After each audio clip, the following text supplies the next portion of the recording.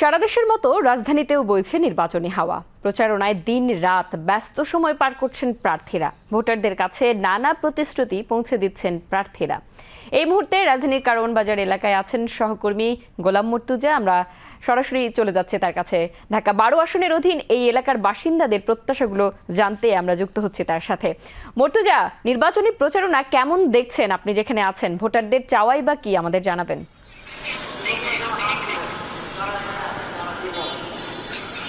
ধন্যবাদ মুন্নি, আপনাকে অসংখ্য ধন্যবাদ। আপনার মাধ্যমে দর্শকদের জানিয়ে দিতে চাই আমরা কিন্তু এই মুহূর্তে অবস্থান করছি রাজধানীর কারওয়ান বাজার এলাকায়, যেটি ঢাকা 12 আসনের অধীন একটি এলাকা।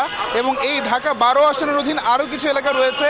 তেজগাঁও শিল্পাঞ্চল এলাকা, বিজয়নগর এলাকা এবং হাতিঝিলের একটি অংশও কিন্তু ঢাকা 12 আসনের অন্তর্ভুক্ত। এবং এই আসন থেকে আসন্ন ত্রয়োদশ জাতীয় সংসদ নির্বাচনে 15 জন প্রার্থী কিন্তু লড়ছেন সংসদ সদস্য হওয়ার জন্য। তার মধ্যে রয়েছেন সাইফুল আলম নীরব, যিনি বিএনপির মনোনয়ন প্রত্যাশী ছিলেন এবং পরবর্তীতে তিনি স্বতন্ত্র প্রার্থী হিসেবে নির্বাচনে লড়ছেন। আছেন সাইফুল আলম, যিনি জামাতের একজন প্রার্থী। জামাত এবং 11 দলীয় যেই জোট রয়েছে সেই জোটের কিন্তু একজন প্রার্থী। এছাড়াও রয়েছেন সাইফুল হক, যিনি বিপ্লবী ওয়ার্কার্স পার্টির কিন্তু মনোনীত প্রার্থী। তারা কিন্তু আসলে এই আসনে লড়ছেন। এবং এছাড়াও আরও কিছু দল এবং আরও কিছু স্বতন্ত্র প্রার্থী মিলে মোট 15 জন প্রার্থী ঢাকার এই আসনে কিন্তু লড়ছেন। আমরা দেখেছি ইতিমধ্যে ভোটার তালিকা চূড়ান্ত হয়েছে। এবারের নির্বাচনে প্রায় 12,77,11,793 জন ভোটার কিন্তু আসলে ভোট দিতে পারবেন, যেখানে 42,779টি কেন্দ্র কিন্তু আসলে প্রস্তুত করা হয়েছে। এবং আমি যেমনটা বলছিলাম যে ঢাকার বিভিন্ন আসন আমরা সকাল থেকে ঘুরেছি, সেই বাসিন্দাদের সাথে আমরা কথা বলেছি। এই মুহূর্তে আমি ঢাকার একজন বাসিন্দার সাথে কথা বলবো, তার প্রত্যাশাগুলো জানতে চাইবো। নির্বাচন আসছে, নিশ্চয়ই জানেন, নির্বাচন ঘিরে আপনার প্রত্যাশা আমাদেরকে জানাবেন।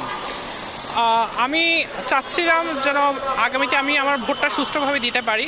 এখন পর্যন্ত পরিবেশ সুষ্ঠু সুন্দর আছে, কিন্তু ভবিষ্যতে কি হবে সেটা আমি জানি না।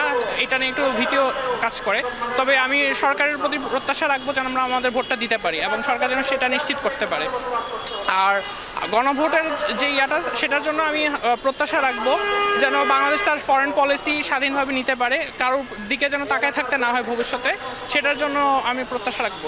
এবারে নির্বাচনের প্রচারণা কেমন দেখছেন? যেহেতু শহর জুড়ে প্রচারণা একটা নতুন মাত্রা যোগ হয়েছে, কি মনে হচ্ছে প্রচারণা নিয়ে কি বলবেন? প্রচারণা আগে থেকে অনেক বেশি ভিন্ন মাত্রা এসেছে। যেহেতু আমরা দেখছি যে আসলে কোথাও ওরকম পোস্টারিং নেই, বা যে ঢাকার যে মানে পরিস্থিতি যেরকম খারাপ হয়ে যায়, যে পোস্টার দিয়ে সব জায়গায় ভরে ফেলে, ওরকম সিচুয়েশন এখানে এখনো ক্রিয়েট হয়নি। আর একটু সমস্যা বলতে মাইকের আওয়াজটা একটু বেশি লাউড হয়ে যাচ্ছে, সেটা যদি নিয়ন্ত্রণে থাকতো তাহলে ভালো হতো। ধন্যবাদ আপনাকে। যেমনটা শুনছিলেন মুন্নি, যে এখানকার ঢাকার কিন্তু ভোটাররা কিন্তু বেশ সচেতন। তারা তাদের প্রার্থী নির্বাচনের ব্যাপারে যেমন সচেতন রয়েছেন, একই সাথে তারা গণভোটের ব্যাপারেও কিন্তু আসলে জানেন, সেই ব্যাপারটা আসলে বোঝেন। এবং প্রচারণের ব্যাপারে আসলে তিনি বলছিলেন যে এবার কিন্তু আসলে কাগজের পোস্টার সেটি ব্যবহারে নিষেধাজ্ঞা রয়েছে, তবে প্রার্থীরা কিন্তু তাদের নিজেদের প্রচারণার জন্য বিলবোর্ড ব্যবহার করতে পারছেন। আমি আরও একজন বাসিন্দার সাথে কথা বলবো নির্বাচনী প্রচারণা নিয়ে। আপনার আসলে এবারের অভিজ্ঞতা কি, কেমন দেখছেন প্রার্থীদের প্রচারণা? আসসালামু আলাইকুম। এবারের নির্বাচন অন্য সময় যেভাবে নির্বাচন ঢাকা সিটিতে সব জায়গায় পোস্টার ব্যালট হয়, এগুলো দেখছি না আমরা। তো আমরা চাই ভালো একটা নির্বাচন হোক, দেশ পরিবর্তন হোক। আর ঢাকা সিটিতে অনেক উন্নত হওয়া দরকার। যে যানজট, সব জায়গায় একটা জায়গায় গেলে 10 মিনিটের রাস্তা 1-1.5 ঘন্টা, এভাবে তো আমরা চাই না। আমরা চাই ভালো নির্বাচন হয়ে দেশ এগিয়ে যাক। ভালো থাকবেন। আসসালামু আলাইকুম। ধন্যবাদ আপনাকে, ধন্যবাদ। যেমনটা শুনছিলেন মেহনাজ মুন্নি, এই এলাকার যে বাসিন্দা তারা কিন্তু বলছেন যে নির্বাচনী প্রচারণায় যে নতুন মাত্রা তারা দেখছেন, এটি অন্য যে কোনো বারের চেয়ে কিন্তু আসলে আলাদা, সেটি আসলে তারা বলছেন। এবং বলে রাখা ভালো, এবারের নির্বাচনে কিন্তু প্রথমবারের মতো পোস্টাল ভোটের মাধ্যমে কিন্তু যারা প্রবাসী বাংলাদেশি রয়েছেন তাদের ভোটগুলো কিন্তু এবার আসলে গণনা করার ব্যবস্থা করা হয়েছে। এবং ইতোমধ্যেই বিশ্বের বিভিন্ন প্রান্তে পাঠানো যেই ব্যালটগুলো রয়েছে সেটি কিন্তু বাংলাদেশে আসা শুরু হয়েছে। এবং এটি কিন্তু আমরা শুনেছি প্রবাসীদের কাছ থেকেও বেশ ইতিবাচক সাড়া কিন্তু আমরা পেয়েছি। তো এই ছিল আমার কাছে ঢাকা 12 আসনের কারওয়ান বাজার এলাকা থেকে নির্বাচনী প্রচারণা এবং যে ভোটার আছে তাদের প্রত্যাশার সর্বশেষ। মেহনাজ মুন্নি, মুর্তুজা, আপনাকে ধন্যবাদ।